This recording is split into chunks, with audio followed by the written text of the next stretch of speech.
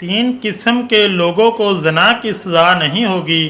तीन किस्म के लोग ऐसे हैं जिन्होंने ज़ना किया भी हो और इन पर ज़ना का जुर्म साबित भी हो जाए तो इन पर दीन इस्लाम की रूह से कोई हद लागू नहीं होती। हज़रत मोहम्मद सल्लल्लाहु अलैहि वसल्लम ने फरमाया, अगर मर्द किसी औरत से हम बिस्तरी करे जो कि इसकी बीवी नहीं तो बिस्मिल्लाहिर्रहमानिर्रहीम, अगर मर्द एक ऐसी औरत से हम बिस्तरी करे जो कि इसकी बीवी नहीं है तो ये ज़ना कहलाता है।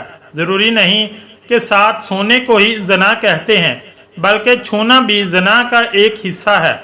और किसी पराई औरत को देखना आँखों का ज़ना को इस्लाम में एक बहुत बड़ा गुनाह शुमार किया गया है और इस्लाम ने ऐसा करने वालों की सज़ा दुनिया में ही रखी है और मरने के बाद अल्लाह इसकी सख्त सज़ा देंगे। ज़ना की सज़ा क्या है और इस बारे में कुरान और हदीस में क्या अहकामात हैं और ऐसी कौन सी तीन औरतें हैं कि जिन पर ज़ना की सज़ा आयद नहीं होती, अगरचे इन पर ज़ना का जुर्म साबित भी हो जाए लेकिन इन पर शरई हद लागू नहीं होती। हज़रत मोहम्मद सल्लल्लाहु अलैहि वसल्लम ने फरमाया, मोमिन होते हुए तो कोई ज़ना कर ही नहीं सकता। अल्लाह ताला कुरान पाक में फरमाता है, और देखो ज़ना के करीब भी ना जाओ, ये बेहयाई और बुरा रास्ता है। अगर ज़ना करने वाले शादीशुदा हों तो खुले मैदान में पत्थर मार कर मार डाला जाए और अगर कुंवारे हों तो 100 कोड़े मारे जाएं। बावाला बुखारी शरीफ। आजकल देखने में आया है कि इस गुनाह में बहुत से लोग शामिल हैं, ख़ासकर इस बाज़ार में जहां औरतें और मर्द जाते हैं। किसका हाथ किसको लग रहा है, कहां लगता है, कुछ मालूम नहीं होता, चाहे लड़का हो या लड़की। और फिर इस गुनाह को करने के बाद अपने दोस्तों को बड़ी शान से सुनाते हैं, बल्कि इनको भी ऐसा करने की राय देते हैं। अगर कोई अकेला लड़का या लड़की कोई गलत काम करता है तो इसका गुनाह इसके माँ बाप को भी मिलता है, क्योंकि उन्होंने इनकी जल्दी शादी नहीं की, जिसकी वजह से वो गलत काम करने लगे। और शादी की उम्र होने के बाद भी माँ बाप इनकी शादी ना करें तो अल्लाह नाराज़ हो जाता है और इनके घर की बरकत ख़त्म हो जाती है और इन माँ बाप से क़यामत के दिन अल्लाह हिसाब मांगेगा। एक जगह अल्लाह ने कुरान पाक में फरमाया कि पाक दामन लड़कियाँ पाक दामन लड़कों के लिए हैं। इसका मतलब ये है कि अगर आप अच्छे हैं तो अल्लाह आपको भी अच्छी बीवी या शोहर देगा। ज़ना एक ऐसा अमल है जिससे नस्यान, एड्स, कैंसर जैसी मुज़ी बीमारियां फैलती हैं।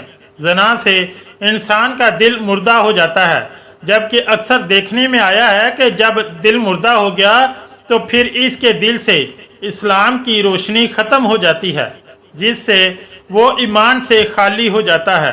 इंसान जो भी गलत काम करता है इसकी कीमत इसके बच्चों, माँ या बहन को इस दुनिया में ही अदा करनी पड़ती है।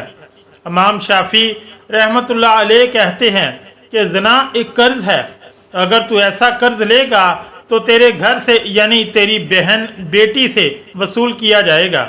इस कबीरा गुनाह की और भी सज़ाएं हैं, लिहाजा खुद भी इससे बचें और अपने दोस्तों को भी बचाएं। अगर आपने अपना जिनसी किस्सा अपनी दोस्त सहेली को सुनाया और इसके दिल में भी ऐसा करने की बात आ गई और इसने वो काम कर लिया, इसका गुनाह आपको भी मिलेगा, क्योंकि आपने ही इसको गलत रास्ता दिखाया है। कुरान और हदीस में हमें ज़ना की सज़ा और इसके बुरे होने के बारे में बताया गया है। अल्लाह ताला फरमाते हैं, ज़ना के करीब भी ना जाओ, ये बेहयाई और बुरा रास्ता है। जानिया और जानी को कोड़े मारो, हर एक को इन दोनों में से 100 कोड़े। इस तरह नबी करीम सल्लल्लाहु अलैहि वसल्लम ने फरमाया, शादीशुदा मर्द और औरत ज़ना करें तो दोनों को संसार कर दो, ये अल्लाह की तरफ से सज़ा है। जानी ईमान की हालत में ज़ना नहीं करता, यानी जब वो ज़ना करता है तो ईमान से खाली हो जाता है, ईमान से खाली हो जाता है। रसूल अकरम सल्लल्लाहु अलैहि वसल्लम से बड़े गुनाहों के बारे में पूछा गया تو آپ صلی اللہ علیہ وآلہ وسلم نے فرمایا ہمسائے کی بیوی سے زنا کرنا بڑے گناہوں میں سے ایک گناہ ہے۔ زنا کرنے والا مسلمان عاقل اور بالغ ہو جس نے یہ جرم اپنے اختیار سے کیا ہو اور جرم کے لیے اس پر کوئی زبردستی نہ کی گئی ہو۔ رسول اکرم صلی اللہ علیہ وآلہ وسلم نے فرمایا 3 قسم کے لوگوں کا کوئی عمل نہیں لکھا جاتا، یعنی 3 قسم کے ایسے لوگ ہیں جنہوں نے اگر زنا کیا بھی ہو تو ان پر دین اسلام کی روح سے کوئی حد لاگو نہیں ہوتی۔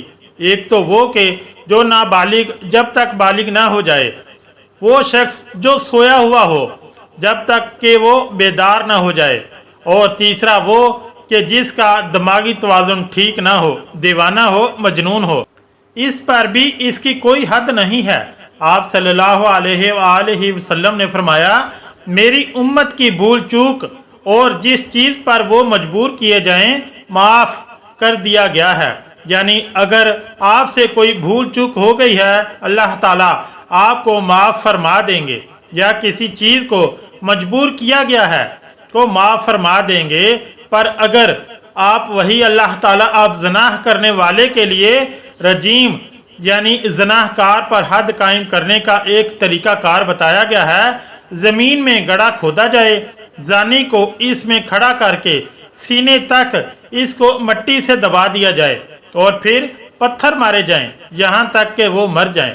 یہ کاروائی امام اور مسلمانوں کی ایک جماعت کے سامنے کی جائے۔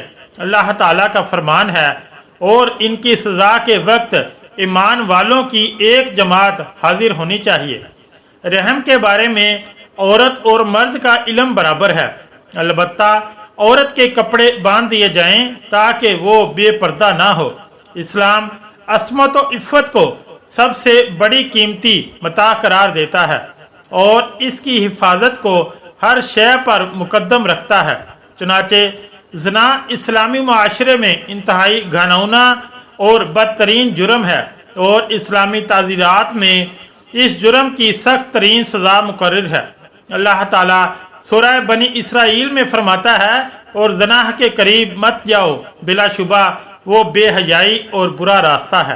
اس آیت کریمہ میں زنا سے اس طرح روکا گیا ہے کہ زنا نہ تو کرو بلکہ زنا کے قریب ہی نہ جاؤ، جس سے معلوم ہوتا ہے کہ زنا ایک بہت ہی بری چیز ہے۔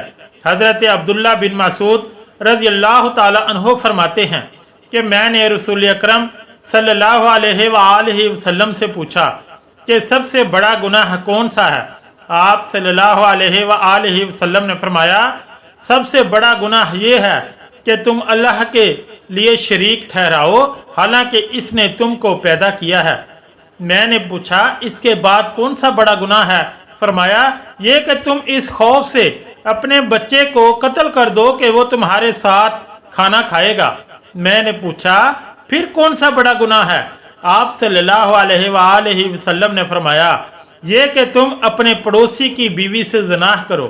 بحوالہ صحیح بخاری، ابتدائی اسلام میں زناح کی سزا یہ تھی کہ زناح کرنے والی شادی شدہ عورتوں کو تاحیات گھروں میں بند کر دیتے تھے اور کنواری لڑکیوں یا غیر شادی شدہ مردوں کو زناح کرنے پر زنجیر و طبیخ اور ڈانٹ ڈپٹ کی جاتی تھی، جیسا کہ اللہ تعالیٰ کے ارشاد ہے اور جو تمہاری عورتیں زناح کریں تو ان پر 4 مردوں کی گواہی طلب کرو، پھر اگر وہ گواہی دے دیں تو ان عورتوں کو گھروں میں بند کر دو تا وقت کہ ان کو موت آ جائے یا اللہ تعالیٰ ان کے لیے راستہ بیان کر دے۔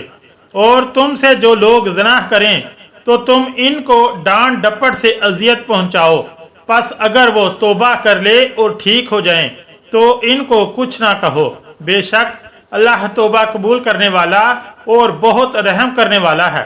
اللہ تعالیٰ سے دعا ہے کہ اللہ تعالیٰ ہمیں زنا جیسی موذی مرض اور اس کبیرہ گناہ سے بچائے، آمین ثم آمین۔ اگر ویڈیو اچھی لگی تو چینل کو لائک اور سبسکرائب ضرور کریں۔ شکریہ، اللہ حافظ۔